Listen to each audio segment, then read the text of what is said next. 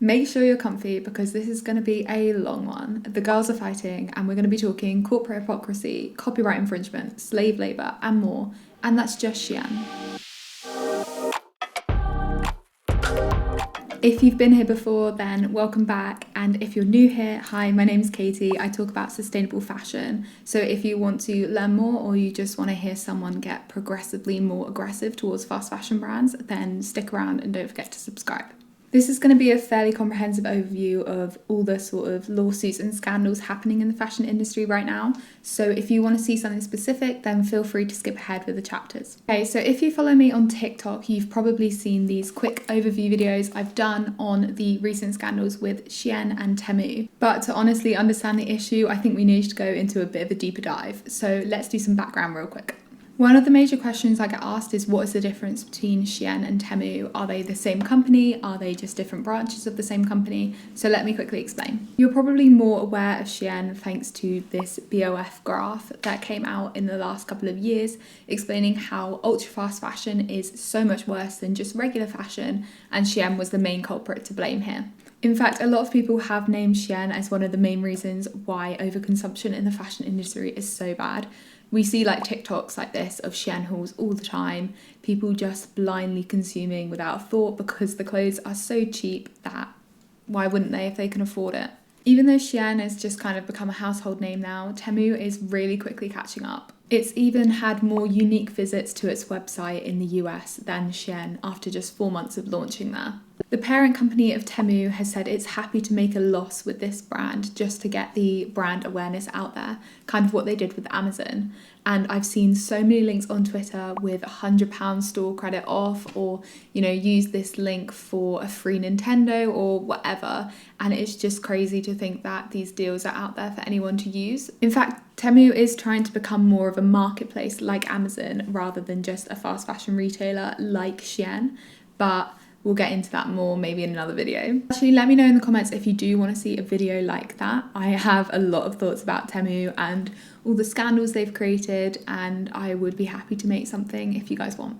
Shein and Temu have been at odds for a while now after Shein took them to court for paying influencers to make disparaging comments about them on TikTok and Twitter and Instagram. They allege that Temu has paid influencers to create content like this online, saying that they've switched to Temu over Shein because they can get better or more clothes for the same price. There were also allegations that Temu had set up fake online accounts, claiming that they were part of the Shein brand so people would trust it more. Recently, however, Temu has accused Shein of starting war after it broke US antitrust laws by asking suppliers to sign loyalty contracts saying that they wouldn't work with Temu and would instead prioritise Shein orders. What I found funniest was Temu's statement over this whole thing, saying that Shein has impeded the fast fashion market growing in the US. And if that's true, I have at least one good thing to say about Shein. The world does definitely not need any more fast fashion or ultra fast fashion companies. So if this is how we go about that, then I'm willing for Shein to take the L. The amount of pettiness between these two brands is so funny. It's like little kids fighting in the playground. Literally a few days after this came out, H&M also decided to sue Shein, this time over copyright infringement. H&M's lawsuit alleges that Shein has copied their designs and is selling it for way less on their website. They included images of dresses and swimsuits to kind of prove this, but I couldn't get my hands on which ones they were exactly alleging were copied. People were having a lot of fun with this, and it kind of segues into my next section quite nicely. Let's talk corporate hypocrisy. H&M were obviously accusing Shein of stealing their designs, but H&M have been in hot water for years for ripping off other designers and brands, most notably runway designs that they then change a little bit and try to bring to the mass market. If you know anything about luxury fashion, you know that these designers work for ages on pieces and they put a lot of thought and effort into it, and it made people very angry when H&M that just then decided to rip off these designs and sell them for $11.99. Also, this is definitely not Shein's first rodeo when it comes to copyright infringement. They're literally infamous for ripping off small independent designers and smaller brands and copying their designs onto their site for a lot less and a lot worse quality. Earlier this summer, they got accused of RICO charges. If you don't know, RICO stands for Racketeer, Influence and Corrupt Organisations, and it's literally something that they charge mob bosses with.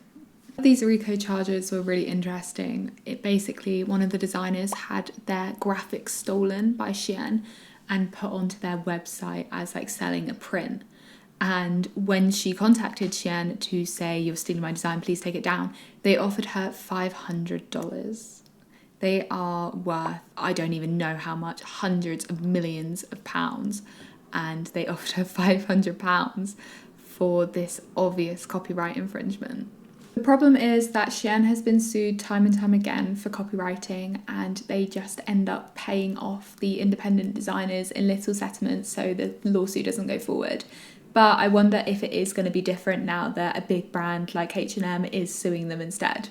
With the monetary and influential backing of someone like H&M, I wouldn't be surprised if it goes further and they have to pay serious damages for what they've done if H&M can prove it. However, I do kind of doubt the ability to prove it in today's world. Like, is there actually any imagination or individuality when it comes to our social media age? I feel like trend culture has ruined the ability to claim that someone has copied you, because trend culture is copying, and without it we wouldn't have the society we have today, like TikTok and Instagram. I do understand it's a little different for content rather than like actual fashion design, but I do think the sentiment still stands that in today's world you kind of have to accept that people are going to copy you. I don't know, I might be wrong. Tell me in the comments if you think I'm wrong. But I just doubt they're going to be able to prove it in US court and be able to get the damages they want. It's kind of the first time that a fast fashion giant has taken on an ultra fast fashion giant who are completely monopolising the market and making it hard for H&M, Zara, all those fast fashion brands who we thought were ridiculously underpriced anyway.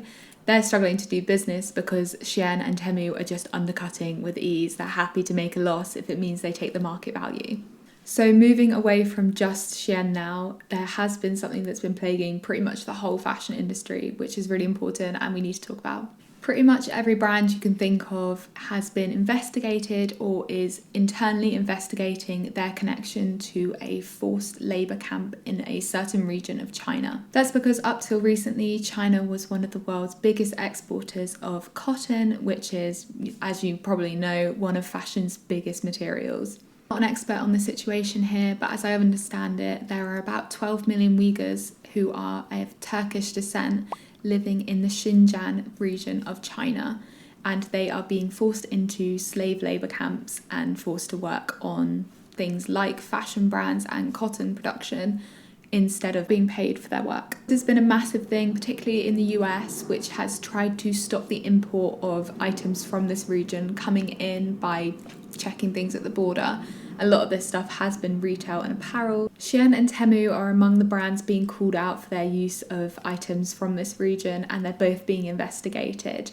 This is going to especially hurt Shein's expansion plans, as they were hoping to go public and get an IPO earlier this year in the US, but they were stopped after an investigation was called into whether they are using items from this forced labour region. A lot of people will have obviously seen the controversy surrounding Shein earlier this summer, which surrounded around an influencer trip to one of their many factories. I want to say this is one of the biggest greenwashing scandals I've seen in recent years, just because of the sheer amount of people that were talking about it. Like, normally with greenwashing, it doesn't really extend outside the sustainable fashion bubble if it is around a brand.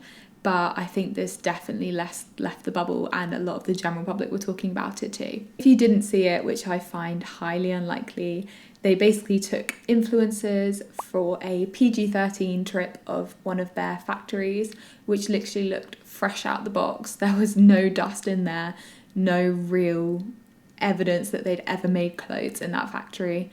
And yeah, it didn't end well with them. People were calling them out. People were calling them out for using marginalised creators as well, who were more likely to greenwash for them because they wanted the trip. It was an absolute mess, and Shein was in a lot of hot water. Let's talk about what all this actually means then. For fast fashion in general, I guarantee almost every brand you can name is thinking about this forced labour region in China and how it's going to affect them. Fashion supply chains are notoriously opaque, so if they're suspected of using items from this region and they can't prove it thanks to their own bad due diligence, then they can miss out on a lot, including revenue and very bad public backlash. Of course, this is all going on in the wider context of the amount of legislation going through fashion right now. The EU and other countries are absolutely determined to stop fast fashion in its tracks, introducing more sustainable bylines that they have to adhere to. So it's kind of like a fire on all fronts, and Shein and Temu are going to be struggling. Going back to Shein, since this is the brand I've talked about most this time, it's interesting to see what kind of precedents they're setting with all these different lawsuits, because obviously copycat brands like Temu are going to be hitting the same items thanks to their business structure. Like if H&M are suing Shein over their use of a dress that looks like theirs on their website, then Temu is also going to be in hot water with H&M, and potentially other big brands are going to come forward once they know that they can get damages if it goes through. Obviously for Shein, who's trying to get an IPO in the US, this is a lot of public issues and it will probably hurt their chances of raising money or going public. Personally, I'm hoping this is the downfall of ultra fast fashion, at least, if not fast fashion. If Shein and Temu get hit with a lawsuit every time they steal someone's designs, then I don't see how they can stay in business. The cost of the lawyers alone will be worth all of their US income. The cultural impact of getting rid of Shein and Temu in this way would be massive. They are responsible for so much overconsumption of fashion in the world that if they were curbed or got rid of altogether, it would make such a massive impact on the amount of clothing being produced. Although every other brand still needs to curb their consumption, that's not what I'm saying, but obviously these two are the worst of the worst. As a little side note, I looked up the job listings currently on Shein and Temu's LinkedIn pages, and that was a lot of fun, so let me share them with you real quick. Desperately hiring lawyers and people responsible for exporting goods, but the thing I found funniest was the ESG communications role. I would not take that role if you paid me £100 million. The amount of work you'd have to put in to do that job it just wouldn't be worth it. Thank you so much for watching. If you're still here, I really appreciate you sticking around to the end of the video. I really enjoyed making this, to be honest, and if you want similar videos, then just let me know in the comments. If not, I hope you have a lovely week and I'll see you soon. Bye!